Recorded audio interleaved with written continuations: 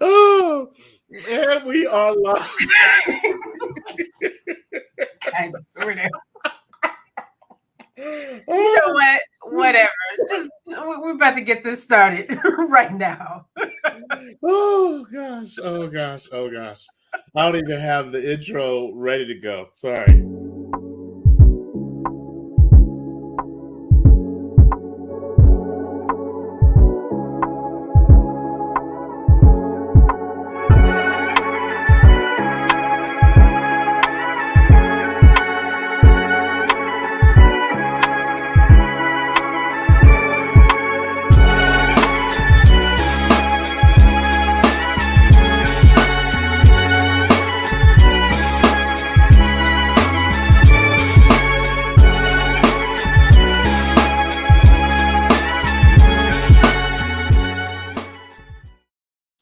And we are live. You know, got a Woo, man, I tell you, I could have like the longest week ever, but I always enjoy coming to these conversations because at least I know bare minimum once a week I'm gonna have a good heartfelt laugh. So we're live.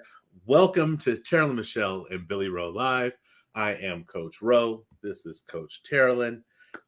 We are in for a treat for tonight's conversation.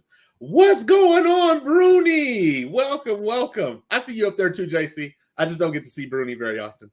But we have a lovely show in store for you guys tonight. So let's jump into this topic. I think it's a good topic to dive straight into. You know how I am when it comes to topics. I always kind of like to start from a space of what does the topic mean to us. I think I'll go first on this one, if you don't mind. Right. So our topic tonight is moments of silence. And when I tell you, number one, how we create this show, it is a very natural and raw creation. It's not something that's overly scripted. Well, let's not even say overly. It's not even scripted. This will be a perfect example tonight. Right. But it is based out of conversations that we would have naturally with each other. And so this topic tonight, we literally this morning were like, okay, we got to have a topic. And thank you, JC, for reminding me that I even had a show to do tonight, because it's just been one of those weeks where everything's kind of foggy for me. But this topic actually is kind of the space that I am in life right now, in a moment of silence. As many of you know, there was a lot that transpired last year for me, whether with the release of a book. I changed my job, purchasing homes. Like, there was just a lot that happened in 2022. And leading into 2023, I started feeling a little kind of bogged down. And so it's kind of good that, you know, Taralyn and I, we have our breaks from this between seasons. I have breaks between seasons on the Wednesday Word. But I just in this space right now where we're on day 27 of the new year. And I would have to say in 27 days, my phone has probably been on silent for probably 20 to 21 days, almost 3 weeks, that my phone has been on silence in total. And at first it was just kind of like, oh, I don't want to be disturbed. And it was like the first day that it started. And kind of being able to sit in that silence for me just gave me a space to really begin to digest everything that's happened in 2022 and things that are already taking place in 2023. And so for me, this moment of silence is like a real raw space that I'm in, that I'm learning and engaging with in this moment. As I mean, I tell people when I do answer my phone, I tell them, hey, you must have called at the right time, because I happen to be looking at my phone. If I'm not looking at my phone, there's no audible notification. If it's in my pocket while I'm walking, there's no vibration that's taking place. There literally is nothing coming into my phone that if I don't see it, I don't get it. So I'm really embracing this space and really interested in having this conversation to share what that space has been for me and how I think it's going to benefit me overall. What about for yourself, Coach? Well, you know, I can definitely relate to most everything that you said. I'm the type anyway. I'm pretty much, fun fact about me, a lot of people, if you really don't know me, then you don't know that I am pretty much a loner anyway. And so, like you said, there's been so much to digest, so many different levels and layers of things that I've gone through, even last year, moving into this year. And I'm not talking negative necessarily. There have been some things that I could do without, but getting to that space in my life where there's all these different layers of newness and feeling pulled and not knowing exactly which way to go. Is it time for the ebb or is it time for the flow? And sometimes the circumstances in front of you, what you see is not always the best dictator of what Right. you should do.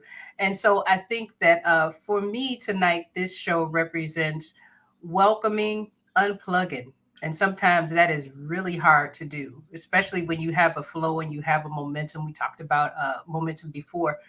When you have a certain way in which you're used to functioning, but then all of a sudden, things in life, the external things, but more so for me, the internal things are saying, hey, we need to take a break. We need to let some of this marinate. We need to be able to step outside of this and look, to have the peace of mind and courage to unplug and trust, have faith that it's going to be okay. Things are going to align. That's what that represents for me. Because when it was time to actually go in that space of silence, I wasn't too sure about it. But one thing I'm glad about with this space that I'm in now is I've been in spaces of silence and I felt forced. This Mm. space of silence was a choice. It was a conscious, intentional choice that I was okay with when I made it, because I just had to be real about the fact that this is what I need. I don't know what this could interrupt. There were a whole lot of obligations and things and expectations from people and all of that kind of stuff. But at the end of the day, when we talk about self-care, it's really easy when we talk about superficial stuff like nails, getting you going to the barber, having that talk, getting your head shaved and getting your hair done and maybe going on a shopping spree. That's one thing. But when we talk about what self-care really means, sometimes self-care is inconvenient. Sometimes self-care means that things have to be rescheduled, and either people are going to understand or they don't. Sometimes Right. it just means that choosing yourself no matter what the cost, and having faith in the process. For me, it was how I learned in this stage to trust the process when I get the opportunity to initiate it rather than life just falling on me and initiating it for me. So Right. that's kind of where I'm at with this right now. It's funny because the body will stop you. You don't want to stop? I'll stop us. And then you're like, dang, well, that's extra inconvenient. I would have been better off just stopping myself. And that's Yeah. where I'm finding the silence is it's not that it's a space that I haven't been in before, but it's a space that is if you embrace it and you welcome it, it's a lot less strenuous on you to actually be silent, to actually stop. Because I feel like there is some it's interesting. Last week's topic was momentum, but I feel like there is this pause that takes place when you're in silence. And when I was actually thinking about this, I was thinking about don't go preaching now, Protect Bernie. your peace. Protect your peace. That is like, I don't know if y'all ever seen RoboCop, but he had directives, and directive number one, I can't remember his, but mine is directive number one is I protect my peace at all costs. Yeah. um, but I was thinking about how, like, sometimes if you wake up early enough in the morning and it's really quiet in the house, how you can hear your heartbeat beating inside your chest. And as soon as the day gets started, that sound fades to the background and you don't hear it throughout the entire day because Right. there's so much noise, there's so much going on in the environment around you. And really that's what silence is it's allowing me to tap back into my own heartbeat, to be able to hear what it is I'm doing and clearly understand where it is that I want to go, even though I'm not moving currently at this time. The aspect of the flow, when you say, the ebbs and the flow, that's one thing that I'm really learning, is that the flow will always be there. It's a Yep. river.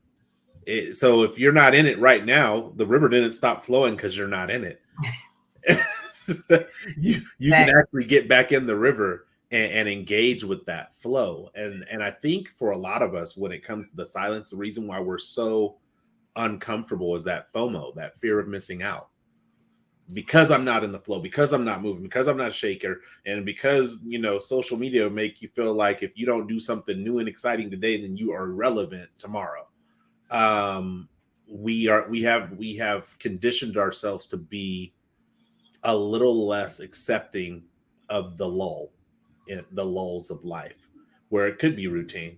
But also, I would like to know your thought process, because for me, with the silence also comes a consolidation, and that was really the thought of the day this morning, was about how when we're in these moments of silence, everything that we've experienced in the noise moment begins to consolidate and begins to really solidify the lessons that we've pulled along the way. What are your thoughts on that, on that particular I guess theory, we'll say? Definitely, there is that solidification that happens, but also too, I think that the silence is wonderful for making very plain and very clear what's relevant to take with you forward and what was just a piece to clarify another piece. Sometimes when we're involved in all of the moving and shaking, all of these different pieces will latch on to your journey. And it's really easy to become convinced that everything that comes your way belongs. But Right. when you're in that silence and then you have that space of different pieces solidifying, once you let it marinate, you start, it's kind of like you have this big puzzle with all these different pieces.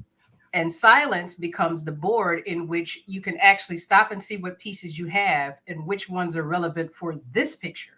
Because Right. let's just face it, throughout the journey of our life, we're painting many different pictures. There, Right. when we talk about different chapters of our lives, because that's all we are. We're living stories. That's really what we are. And so Mm. when you allow those pieces, ghostwriters is what we do. What we do, man. And it's funny. I decided where I was talking to Michelle Gines the other night, and I did this thing where it was really dope, but I digress on that. But when we're in that space of silence, we allow all of those pieces that we have to become clear and see what fits where. They're the ones that are solidifying what this overall picture should be. And then there are whole lots of fillers. Mm-hmm. That's what I've seen. Whole lots of fillers, because I'm in the process of working on a pretty big project now. And there was so many fillers going on, but I couldn't see it because of all the noise and the movement. And so it wasn't until being able to unplug that I say, wait a minute. Oh, okay. I see what this is. I see where this shouldn't be here. This shouldn't be there. Oh, I didn't even see that over there. That should be here. There's this clarity that comes about. And then now, because you've emptied out some space from within, you have some space open to hear this is how I flow. I hear what God is telling me because I allow myself to be led by Him. You can't hear if you're full.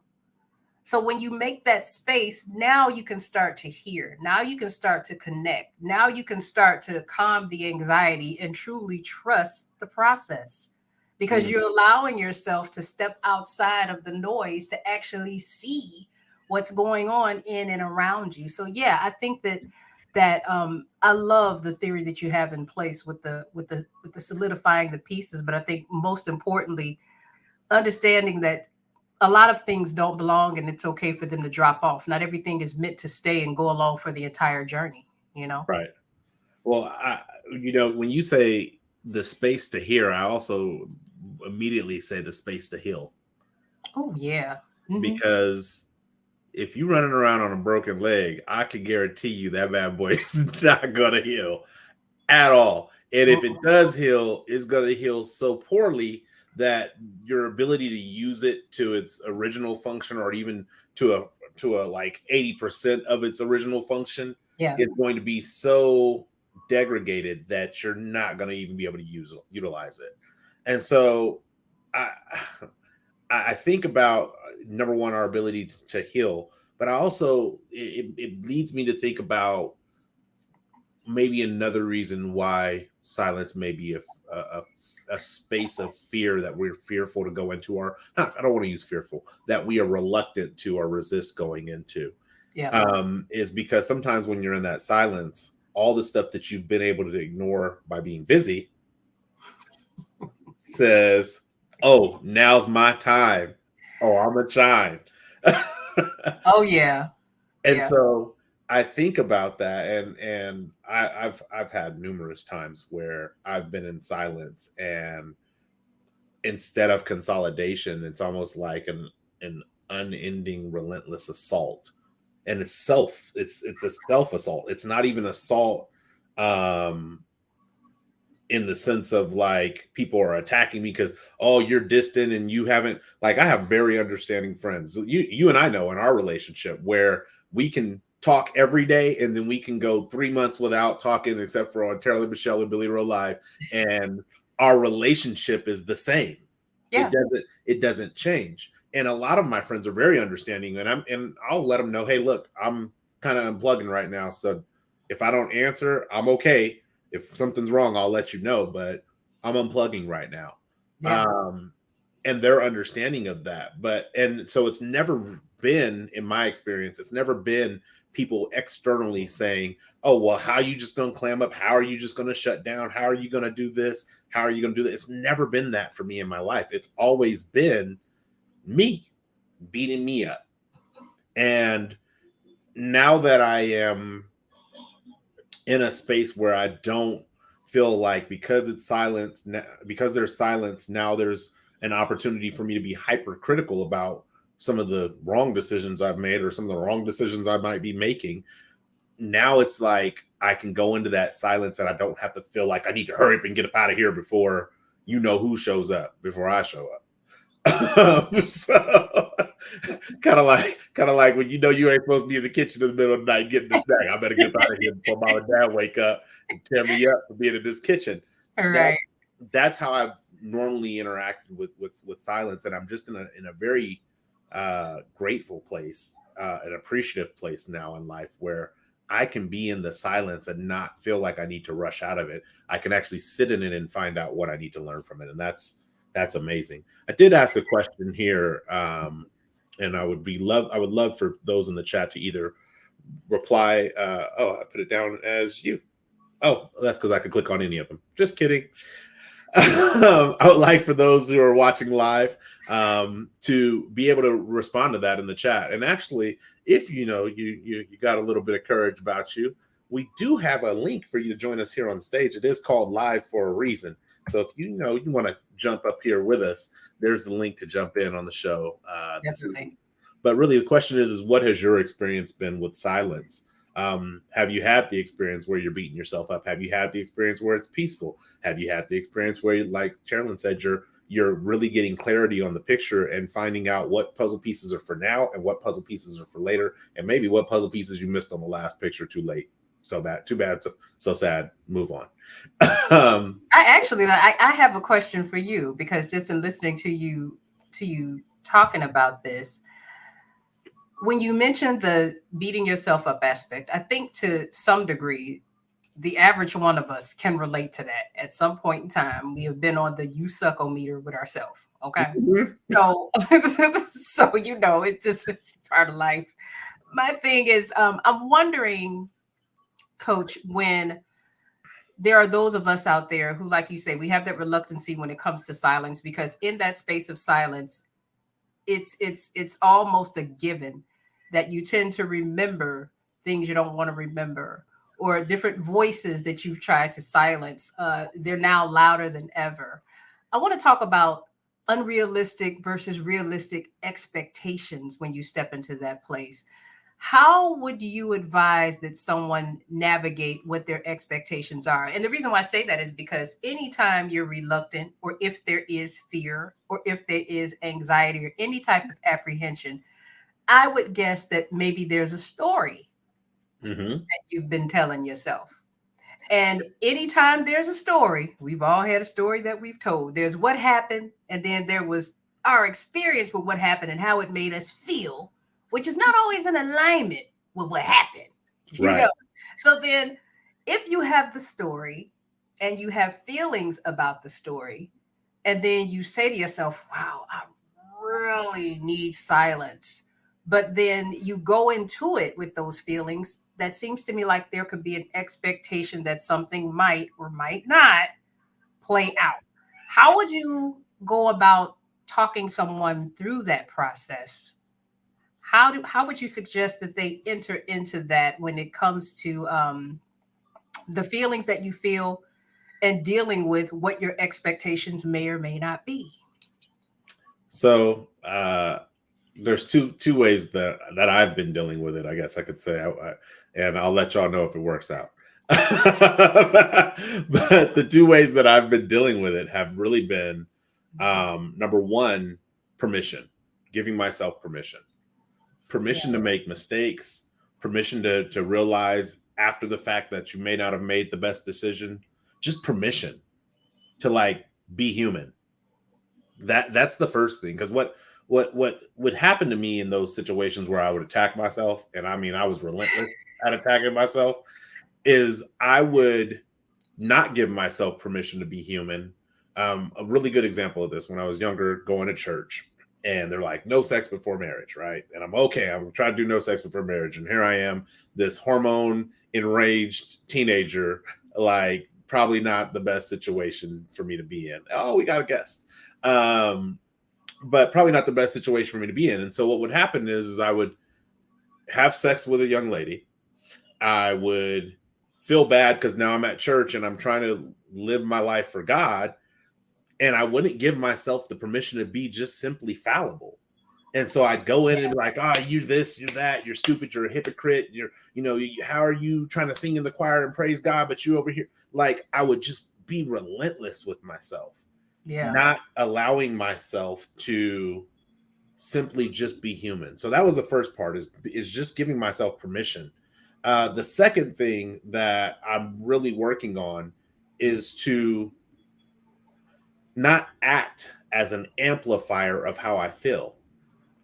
Be willing to, and it's very much in alignment with mindfulness meditation, where you're able to accept where you are right now and not judge it and not critique it and not try to excuse it, not try to approve it, not try to like all these things about mindfulness allow you to put yourself in a space where it's like, okay, I'm feeling defeated right now. Let's say that's my feeling. I'm feeling defeated right now. Mm-hmm. I don't have to judge it. Well, I'm feeling defeated because I got a lot going on. And now all of a sudden that noise, I'm trying to reignite the noise instead of sitting in the silence of how I actually feel in the moment. So those are the two things that I would really heavily lean on in this process of silence, is giving yourself permission, and whatever that permission looks like for you is great. And then also giving yourself the ability to be mindfully present, I guess I would say, in the fact that I don't have to judge this right now. I can just simply hear it. And that's where I think that those anxieties come, is because, well, I'm supposed to be perfect. And not only am I supposed to be perfect, I got to set a societal standard as to what decisions I made or what it is that's taking place in my silence.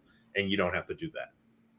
And, I definitely, I think that that's so much of what we do is about giving ourselves permission. But it's like it takes years for us to realize that, hey, you're like, you're in the driver's seat of this whole thing. You don't have to wait for someone else to give you permission. And I'm so glad that JC is joining us, because I just saw her comment. And I'm like, yes, somebody asked you to sit with you in your silence. That is phenomenal. I love that. Hey, beautiful. Hey, y'all. JC. I promise you guys, I was not about to join this session. I was not prepared. But I felt like this topic, I felt like you guys were talking directly to me. You sit in the back of the church and you claim you're not going to participate, and then the message resonates so much, the next thing you know, you're in the middle of altar call. Yep. Crying and everything. Crying all. People fanning you. Exactly. One of those moments. But it was, I think, primarily the question that Billy had asked in the comment section. Billy, do you mind repeating the question for me? Yeah, I'll put it back on the screen. It says, what has your experience been in silence? you guys said a lot of things that every time I thought it, you said it aloud. And part of that was that the silence was, for me, there was a lot of fear in the silence. It was inevitable. It would show up. And when it showed up, I didn't really give it a name. I didn't know what it was.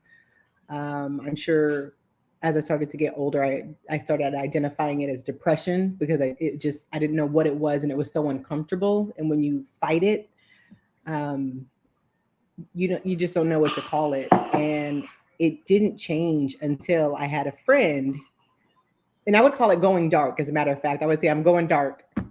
And it was always during the weekend. It was like Friday nights. And on Friday nights, I would turn my phone off and it wouldn't really turn back on until Sunday. And I would sit in silence by myself for a day and a half, 2 days, just in the dark, watching Netflix and some sweatpants with a dog. And I had a friend who asked me once, I told them I was going to turn off my phone and go dark. I'm going dark. And they were like, well, what do you mean? And I said, well, I'm turning everything off and I won't be back for a few days. So I'll talk to you later. And that friend said, well, do you mind if I sit with you? And this was a phone call. So they weren't with me in person, but they were over the phone. And I was so confused by the question. I was like, what do you mean? You're just going to sit on the phone with me in the dark and silence? And they said, yeah, if you don't mind, I'd like to just sit with you. It was an awkward request. I did not know how to take it, but at the same time, it was like,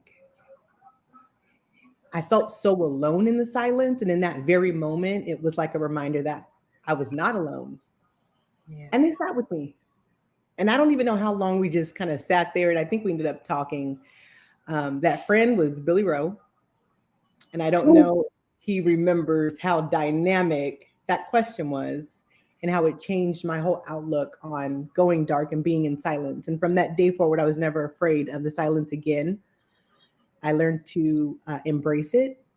And I can honestly say that since then, I've not suffered from what I considered depression. So I thought it was depression. I needed medication. The medication won't work. And I was telling the doctor, it's not working. I'm still depressed. I still don't want to talk to anyone. I still go dark. And it wasn't until a friend asked if they could sit with me in the silence that it was comforting. And I learned to find the positive in sitting by myself and reflecting and not being in fear. It was like, all right, this is an opportunity for you to self-reflect and figure out what it is that you're fearful of, what it is that you're running from, what it is that you refuse to just sit down and acknowledge. And in sitting in those moments, I got an opportunity to talk to him about some of my deepest fears or some of my frustrations in life. And he just really allowed the space to just listen. He just listened. And at that moment, I realized, wow, you're never really alone. And even though you feel very isolated by your experiences in life, someone else has been through, something similar or much worse. Mm-hmm. And when you open up and you share, you get these different perspectives that you've just not been privy to in the past. And he gave me so many different perspectives about my life and what I've learned. Sometimes it's like you go through these terrible experiences and you think of how better off you could have been if your parents were different, if your experiences were different, if you had the money. And then it takes a really good friend to sit you down and say, but look at who you are because of your experiences. And I was like, I never thought about that. Wow. So it was very powerful. And my silence used to be, I could have lost myself in the silence. It was that deafening and I was that fearful of it.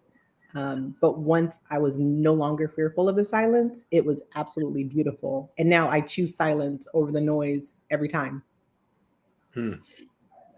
I really appreciate you sharing that, because I think you brought out something that's so extremely important that some people might miss and everything beautiful that you said. And that is that isn't it kind of weird that the things that we fear the most are actually the things that make us the strongest? That is like by design. You know what I'm saying? Because if you just think about good and evil, if you think about having faith and being faithless, if you think about having hope and being hopeless, if you think about all of that, the simplest remedies that we have control of, that we can choose, we always convince ourselves that either it's bad, we're afraid of it, or it's not going to work. Mm-hmm. It's not going to work. And then the moment that we say, you know what, I don't know what this is, but I know what I'm doing, That's not happening. That's not what's hot. It's not working for me. So I'm just going to go ahead. In your words, you decided to go black. But I think that in what you shared, what I heard is you learned that when you go black, that's your sacred rejuvenation space that actually is designed for you to regroup, to recuperate, to become out stronger, to cleanse. It sounds like a cleansing space to me. And I think that it's a cleansing space for all of us by design. That's why it's so hard for us to go there. You know, Right. it's so crazy how that happens, but that Mm. was so beautiful. Thank you for sharing that. Yes, thank you, my friend. I think one of the things I pull from there is even until you just shared that, for me, when I think about the silence, I think about isolation. And you're right, it does not require isolation, but it requires you to have, if you are going to have a guest or a visitor in your silence, then that has to be the right guest. It cannot be a person who is going to create turbulence, turmoil, who's going to try to like crack jokes about everything in that silence. It's like, this is not Showtime at the Apollo right now. This is something that, like Taralyn, like you just said, that's allowing me to cleanse and recharge and rejuvenate and maybe who I can be um, in the moments that we typically are outside of silence. I can't be that person right now. And that's, one of the things, JC, I hope you don't mind me sharing, even as though it's personal for us. That's one of the things that I love about our friendship is in every opportunity that we've had to visit with each other, like actually be physically in each other's presence, there has never been a time where I have not enjoyed the time thoroughly, no matter what I was going through in life.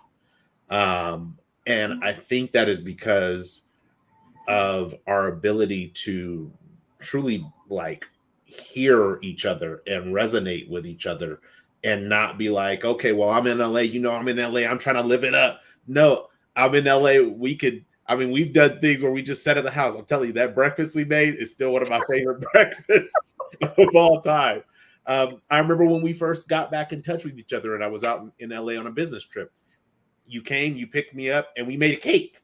Like, we made a cake and we ate a cake, and then I went back to my room, and then like that was life. But the ability to see and meet each other where we are at in the moment in our friendship is a phenomenal tool, which is why, even though my phone is on silent, if I do see you're calling, I'm going to answer the phone. As long as I'm not like working, I'll answer the phone, because I know that you coming into my space is not going to disrupt my silence.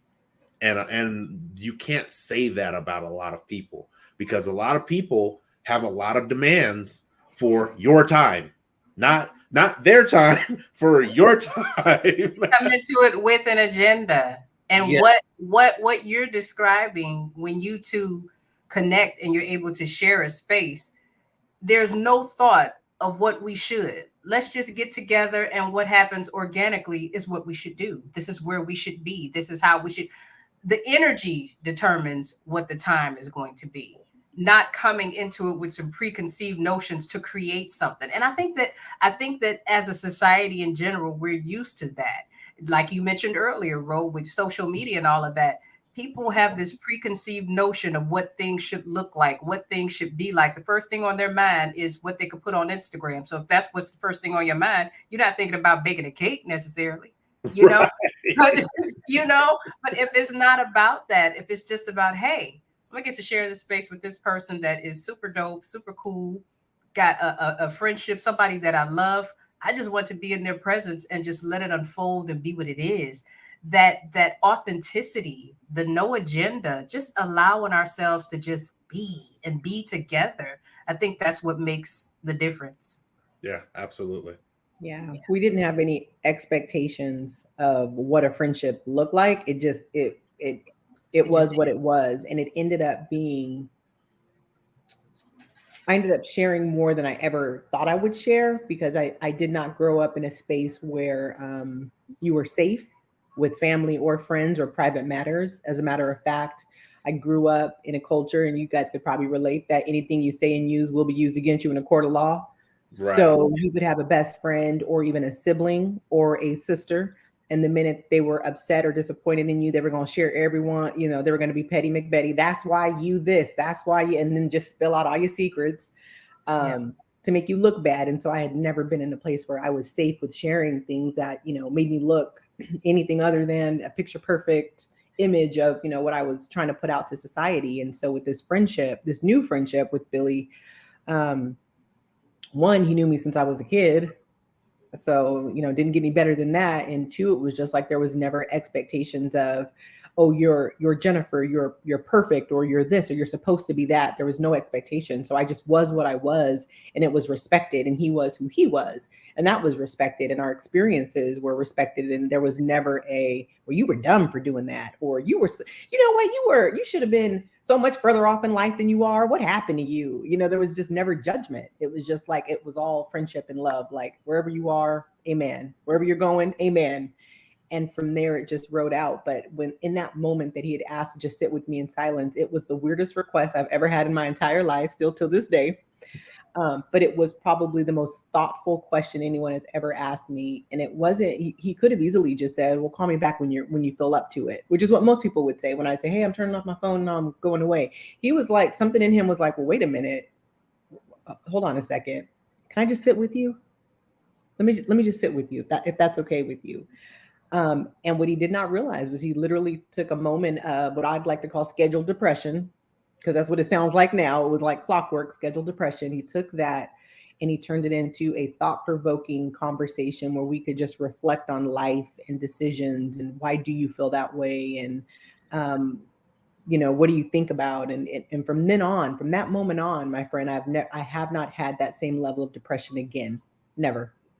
And there was no pill that I could take, and I took a few, that would get me to that place where I was just okay wherever I was in life, whether that's talking to people, whether it's turning off my phone and being quiet now, which I thoroughly enjoy the silence now. There's so much growth in silence because there's so much reflection. But that was pivotal. That was pivotal to my growth. It was pivotal to my ability to be able to thrive in life. Before that, I felt like I was just surviving. I was here, but I really wasn't, because I was moving and then I was in silence and I hated the silence. But then when I was moving, I hated moving. I was running from something and I could not figure out what was going on yet. It was like I could not read the frequency. But once I was able to sit in my silence and be comfortable in it after that experience, I've never grown more.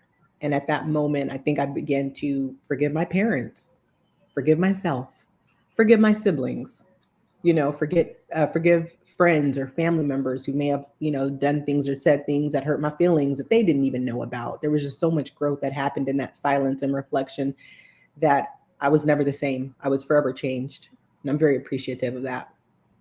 Yeah, I think that's beautiful. A lot of people cannot say, the average person can't say they have that. But the great thing about you having that experience is you know what it's like. And when it feels right, you can pay it forward so that someone else can have that same unique experience that you had. You're able to give that to someone else. And people start to understand that. I think a lot of the times when we go through challenges, we shame ourselves and we feel like we're, this is a me thing, and not just, the Bible talks about there's nothing new under the sun, nothing. That means that you cannot have an experience or feeling that hasn't been had before. Someone has had it before, but we tend to think that it's only us, and then we'll label ourselves because we're in a space that we're uncomfortable as weird, weak, abnormal, crazy, whatever you call it, and so to have that experience and then to have I don't know, it just kind of feels like a shell was just cracked and you just came out. So to have that experience and be able to just burst forward with this new understanding of a space that I once thought meant me harm actually meant me good. And so when you pay that forward, you're showing someone else that, number one, like you said, you're never alone. But number two, this is actually a benefit. This is actually a benefit. And if you choose to go there, I can tell you from experience and what I'm doing now, what this could do for you. So I think that's so powerful. So extremely powerful. The word that came to mind was powerful, and you said it, Taralyn. I don't know what is up with this show, but you guys keep taking the words out of my mouth. Yeah, it was absolutely powerful, and now I feel different. I was transformed. You know how people say they've been transformed, and I'm telling you, I grew up in the Christian church, and I would hear all kinds of, I was this, and I hear all kinds of testimonies, and they just never felt genuine to me. They just always felt so because they were rehearsed. not. They were not. I will go ahead and say it. It was not. They didn't resonate with me. The messages didn't resonate with me. Them putting their hands on me and trying to lay me out on the floor never worked. It all just right, trying to push you down. Right. No. And so I knew that I felt out of place because I felt like everyone else was getting all these benefits from going. And it was almost like I could see behind the curtain, and I didn't want to see behind the curtain. I just wanted to be in the audience getting what everyone else was getting, but I never could. And it wasn't until I went through life in this weird shadow and this darkness and this confusion. And then I finally met a friend who helped me to be able to say, you got a lot of power in you and you're capable of doing amazing things. You just got to believe it.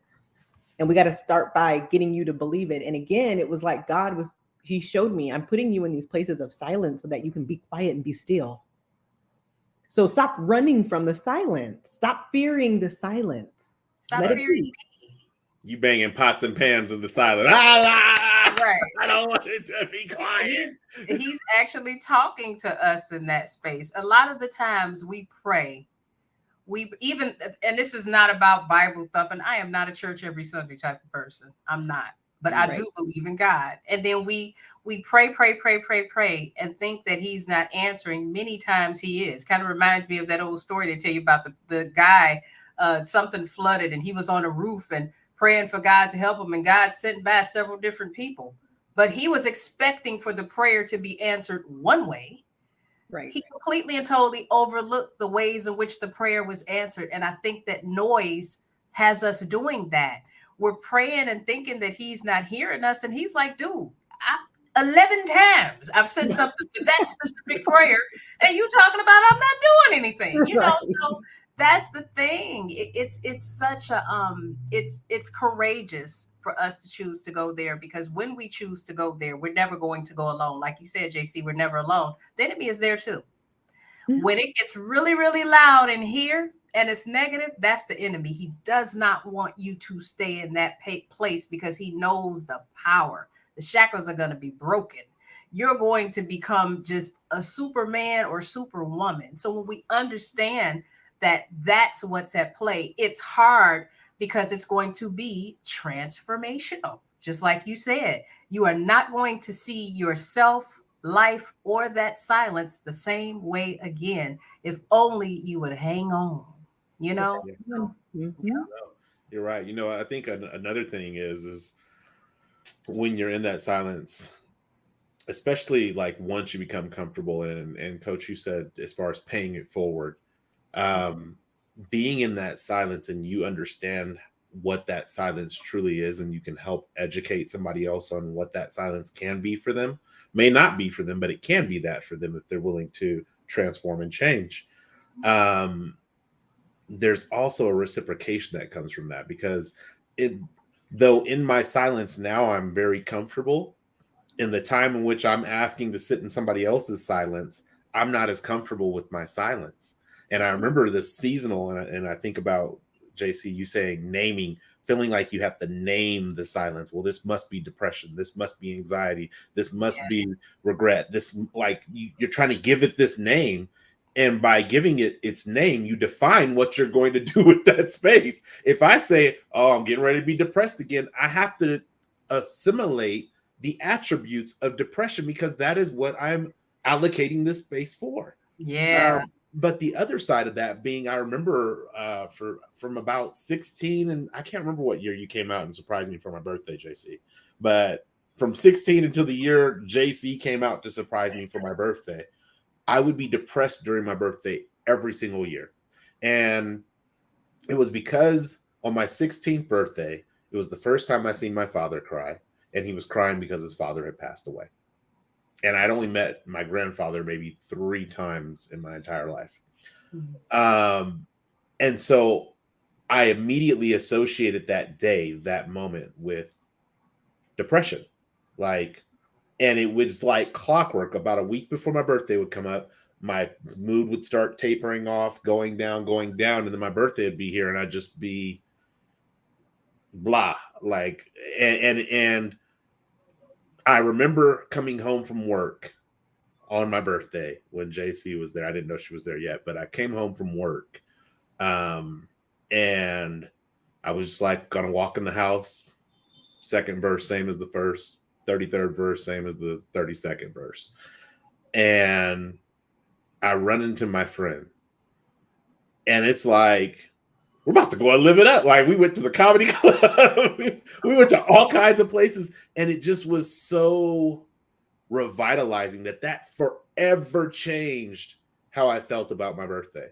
We were 2 years ago able to go and spend, the three of us were able to share my birthday together. That doesn't happen if I don't have that moment of shifting that silence, that depression from it's your birthday, here comes the depression like clockwork, to hey, it's your birthday. Let's look at what you've done so far in life. Let's look at what plans you've made.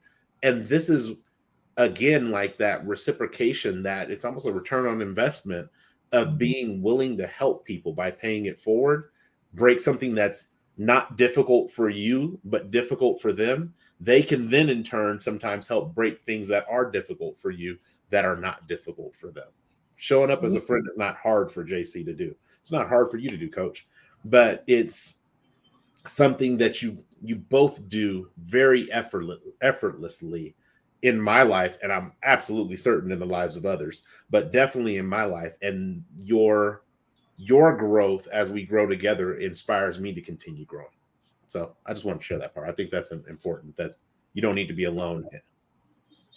I think that's interesting because up until recently, I did not know that around his birthday, he becomes depressed, which is something I've become depressed around my birthday as well for different reasons. But you had not shared that information with me at the time that I decided to surprise you for your birthday.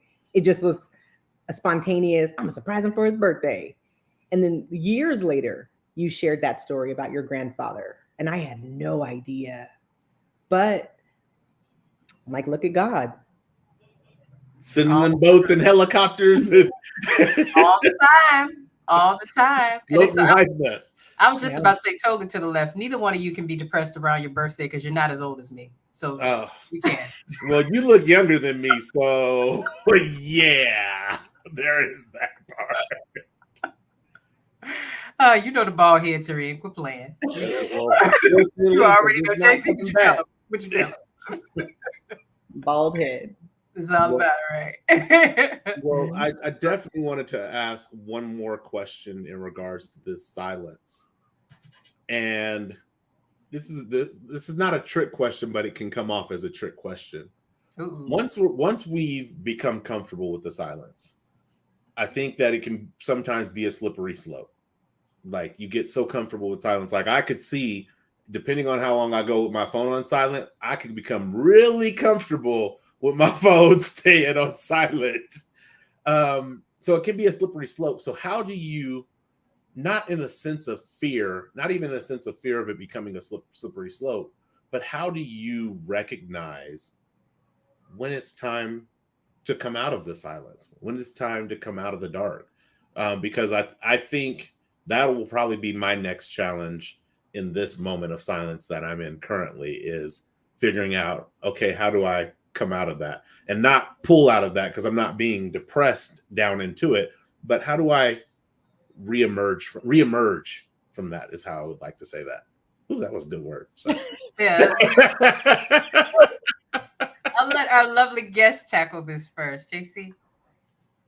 I can only speak for myself. And that's a really great question that you asked, Billy. Speaking for myself, I know that it's only healthy for me to reemerge after I've checked in with myself and I've checked my attitude. So I check in with myself quite often. And I ask myself, if my phone were to ring right now and it were someone who I probably wouldn't want to speak to, what would my attitude be? Nah, I ain't ready. I ain't ready yet. When I look at that phone and I see that phone ring and it's someone I probably don't want to talk to, how would I answer? And if my my answer is that I would answer with grace and I have the bandwidth to take on whatever this conversation is going to be, I'm ready. I'm ready to come back. But if my attitude is still not the best, I don't have time, or I want to be short or petty, I know that it's not time for me to reemerge. So I do a self check-in and see how I feel. And that will dictate when it's time for me to turn phones back on and interact with people again. Because when I'm not in that best mood, I need to pause. And sometimes my pause needs to be going into that silence for a little bit until I feel like I can show up again 100%. If I'm not 100%, I'm no good to you. I'm with that. Yeah, I'm with that. I'm 100% with that. I would say for this one, it's really just allowing what your truth is to be your truth.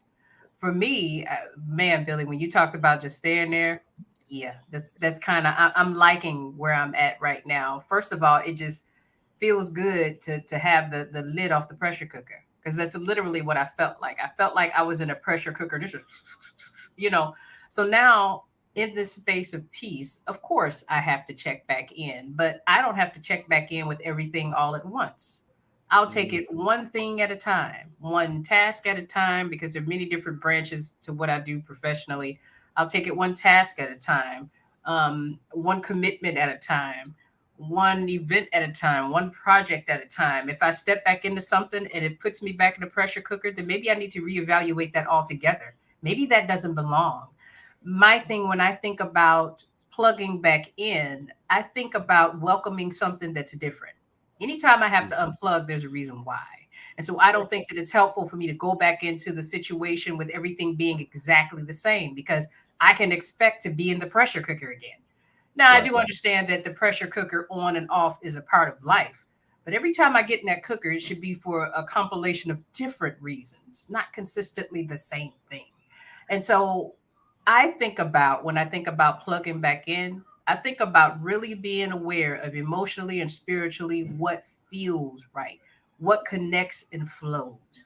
If it don't fit, don't force it. That goes for people, places, and things. So that's where I'm at. I'm not forcing anything. I'm all about a flow. And I feel like that's what this space was for me to be able to unplug, reevaluate. So take each thing one at a time. It's kind of like, I don't know, y'all, with babies, they say, don't just feed them everything, because what if they're allergic to something? If you give them a new food, let them eat it for a week to see how their body accepts it before you put something else in there. Because then if they're allergic, you'll know what it is. Well, I kind of think about this. Some instances in life, clearly I'm allergic to them.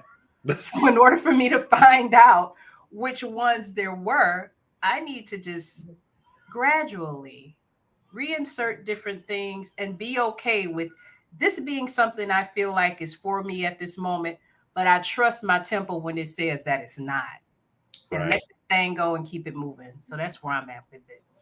I love that that unplug and plugging back in systematically. It makes me think about like electricity in our houses and the plugs. If I unplug my lamp, the same energy that was there when I unplugged it is not the same energy that's there when I plug it back in. It's not like the current doesn't sit and wait. Again, that flow, the river is going to keep flowing whether you're in it or out of it. And so being able to systematically plug the things back in. Okay, I'm gonna plug this lamp in, then I'll plug my heater in, then I'll plug my laptop in, then I'm plug the monitor in. Like systematically plugging things back in versus having what I would call a surge protector mentality. Oh, okay, the power's back on, flip the switch, click, now everything's back on. Yeah, no. TV's at the maximum level, stereo going, like just it's okay. I think that goes again to the permission. It's okay to ease your way back into it. You don't have to say, I've been gone for 30 days. People are worried about me. I need to snap out of this. For what? For what? They'll be there. And if they're not, they didn't belong there. Then float on.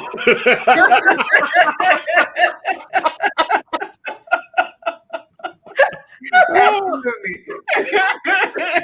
That's how I feel about it. Then you just gonna have to float, my man. I'm sorry. Oh man. So all we need now is our bell bottom outfits. Just me. That's all we need to do now. We are almost at time. Man, these conversations go so fast. JC, I'm so glad you were able to join us this evening. Yeah, it's always a pleasure. Before Thank you you go, for having is me there up. any closing thought that you would like to share before we wrap?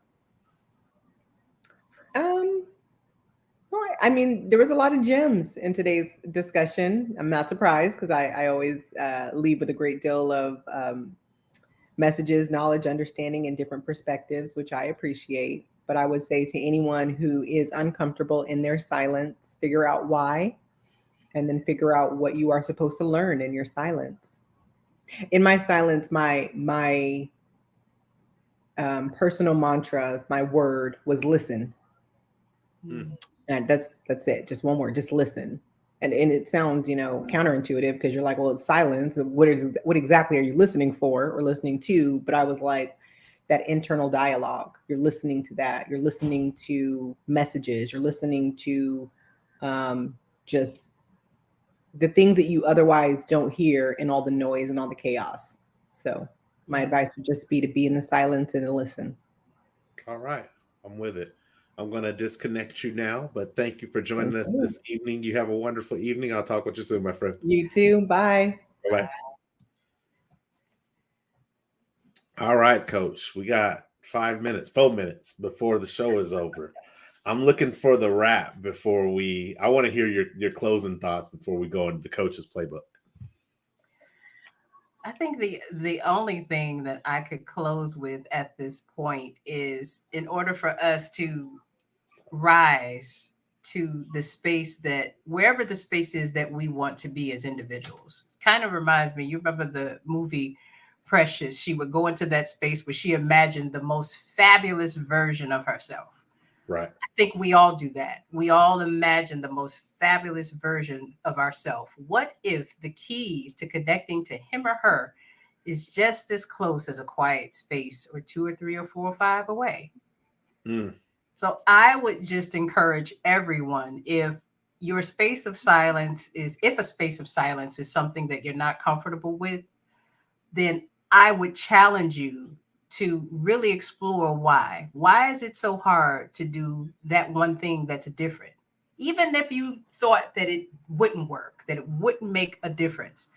If it wouldn't make a difference and it might not change anything, then why even bother in the first place? Why even bother for that thought to be there, that feeling to be there, to be something that you grapple with, So I think that's the thing that I would say to that. So challenge yourself to welcome the space. And if you're already in that space, I would just say, please, oh, please make sure that you set your intention for what that space means to you. And you made me think of that when you thought about somebody in a space and maybe feeling depressed.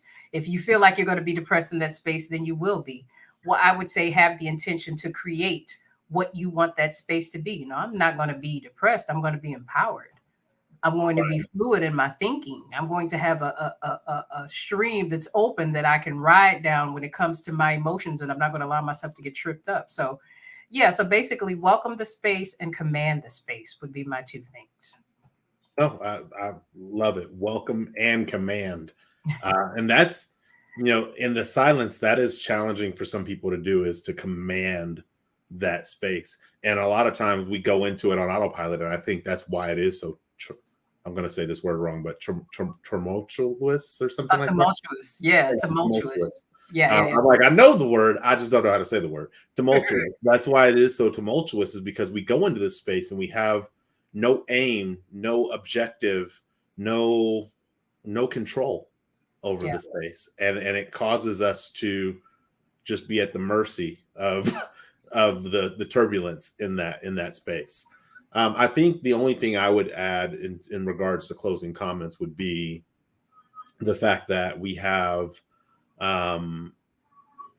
all have these moments of silence, and it doesn't have to come because you're depressed. It doesn't have to come because life is bad. It doesn't have to come because you don't like where you're at right now in life. Silence comes as a natural season in life.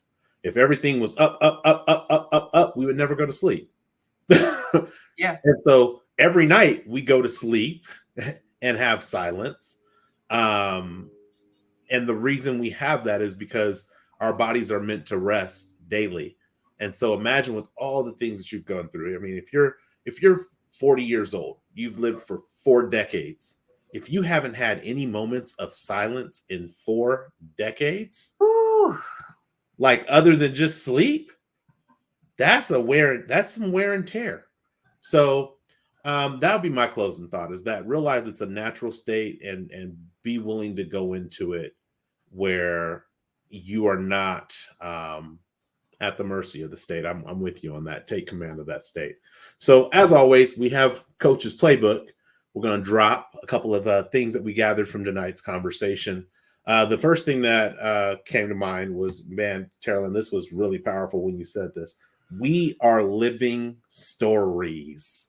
Amen. Living stories. And when you think about, like, number one, the breadth of types of stories there are, whether it's romantic, comedy, drama, what do they call it? Tragedy, whatever it may be. We have all these types of stories. And when you think about being a living story, meaning that your life is going to encompass every type of story that's out there, that's really powerful. But it's also, I think it's a really powerful part of unlocking that permission to say, I'm human. I'm going to have failed relationships. I'm going to have jobs that I might get fired from. I'm going to have successes. I'm going to have everything, because I'm a living story. And the wonderful thing about living stories is they have maybe a finite amount of chapters, but until your life is over, you get to keep going from chapter to chapter to chapter to chapter. And in all honesty, there doesn't have to be necessarily continuity from chapter to chapter. You can choose to change the entire story on the next chapter. So that's tool number one. Coach's Playbook tool number 2 is the right people can sit with us in our silence. Love this. Man, this. Like, I've never thought about this concept of being able to be in a space of silence and actually have company. I've always looked at it as isolation. I'm isolating, I'm tapering down, cutting people off, whatever it may be. But in reality, it doesn't have to be that. Right. As long as the person can respect the silence, that person has the opportunity to be there if you so choose to invite them into it. And then number 3 is at the right time, reemerge. I actually wrote a secondary tool to this because I like what you said as well. You don't have to check back in all at once. And I think that is really a part. When I said the word emerge, you think about something emerging. Yeah. You don't think about emerged. No, that you didn't emerge. You just popped up.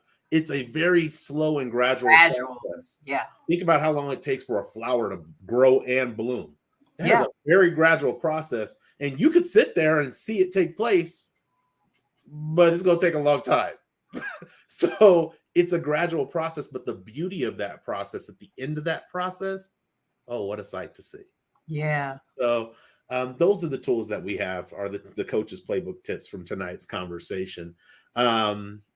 As always, we do have some upcoming shows. Now, before I say the Grind Defined is Friday, I changed it to Saturday. Are we on Saturday now? Yes, we're on Saturday now. We're on a brief hiatus. We'll be back in early March. You got to log on. Shoot me an email, Taralyn at thegrinddefined.com to get on my list. Also, you definitely want to follow me on social media. You'll get all the updates about when the show will be back. But you know what? You cannot, I repeat, you cannot miss that Wednesday word. People, First Row is doing big things, not only with the Wednesday word, but when we're talking about just every aspect of your being. The brother has over 200 videos. Shut your mouth. Yes. What? You have to get over there. Well, I mean, you know, it is what it is. You have to get over to the First Row on YouTube. You can definitely follow him on Instagram. You got to check that out. That is every Wednesday, 4 p.m. Pacific Standard Time, 7 p.m. Eastern, The Grind Defined. On Saturdays, it's going to be 7 p.m. And there's so much more to come with both of us going on. Always. Next Tuesday, Friday. Tuesday was last season. Sorry. See? See? This is why I don't be changing dates. This is why. Every Friday, people, 7 p.m. Eastern Standard Time. That's 4 p.m. Pacific.